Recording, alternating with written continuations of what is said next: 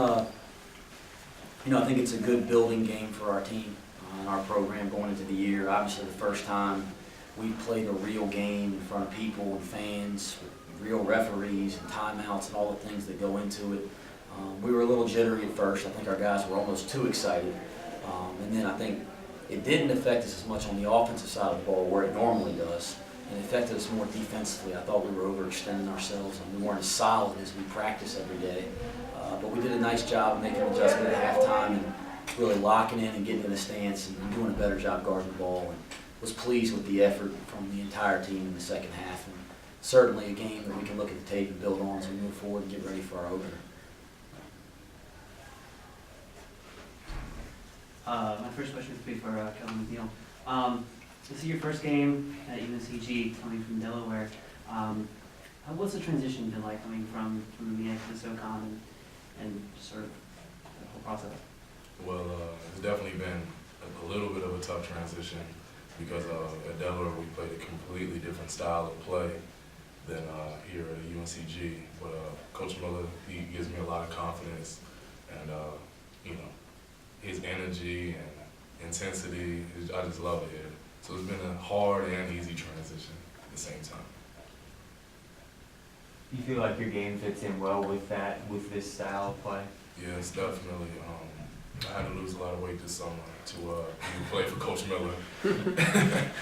And once I did that, I think it was a big transition. I love running and passing, and love playing intense. I guess that's what Coach Miller preaches, and I love it. Travis, how unhappy was the coach with you guys at the halftime break? What did he say to you guys and really turn you around? Defense. That says it all. Defense. The offense, you're gonna have nights where the offense isn't gonna be there. I feel like we did a good job tonight offensively. We executed, we shared the ball, but on the defensive end, we weren't as focused as we needed to be. And tonight's the first game. It's a start, but we have a long way to go. And we did some good things, but we can build on it.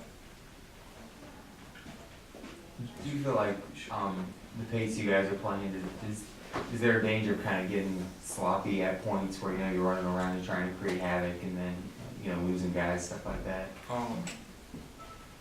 You playing that fast, you're gonna make mistakes, but there's gonna be a lot of possessions in the game.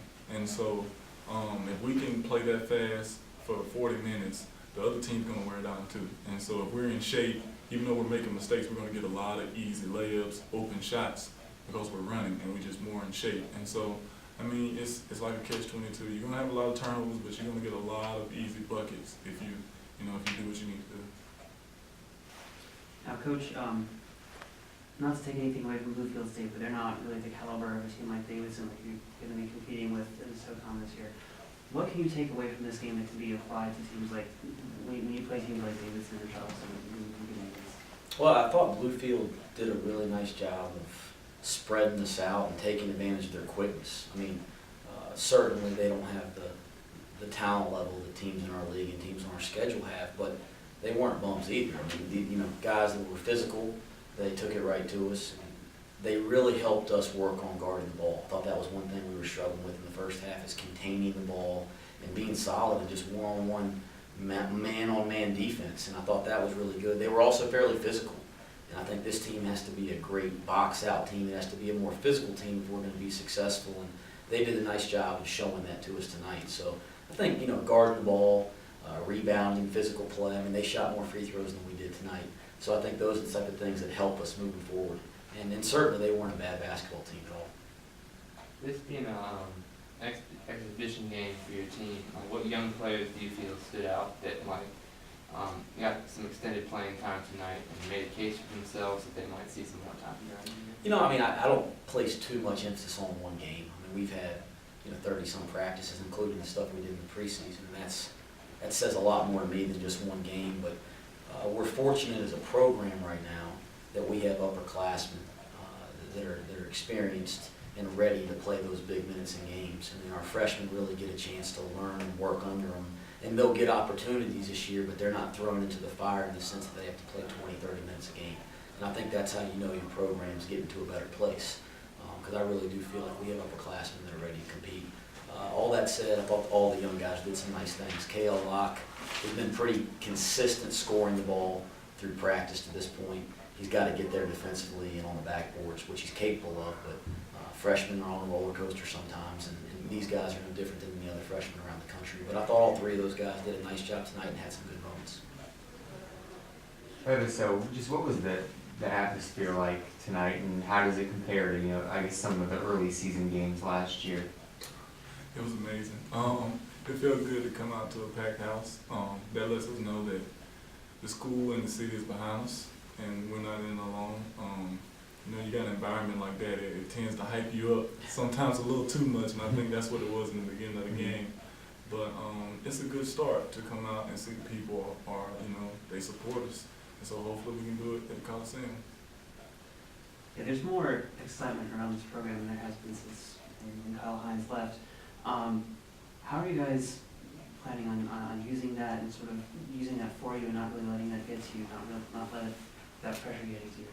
You know, I think, number one, it feels great to walk around campus and walk around Greensboro and feel support, and we certainly feel that. We've always said that we want to represent UNCG and represent the community well, and I think we think about that when we approach things on the court and off the court, that we're trying to do things the right way. But I don't think there's any pressure in that sense either, if that's what you're asking. I mean, our goals are big time here. We got some big time goals and dreams for the end of the season, but we know that the only way we can even get there and make people proud and do the things we want to do is by working every single day. And these guys have done a good job of having that singular focus and thinking about the next practice, and hopefully they'll start thinking just about that next game and not looking forward. To both Travis and Postgame. How do you feel like the team was able to benefit from having a whole off season to kind of implement your system going forward, since you kind of took over halfway through the year last year, and how that benefit you guys going forward? You want me to go first? You got it. Travis is better.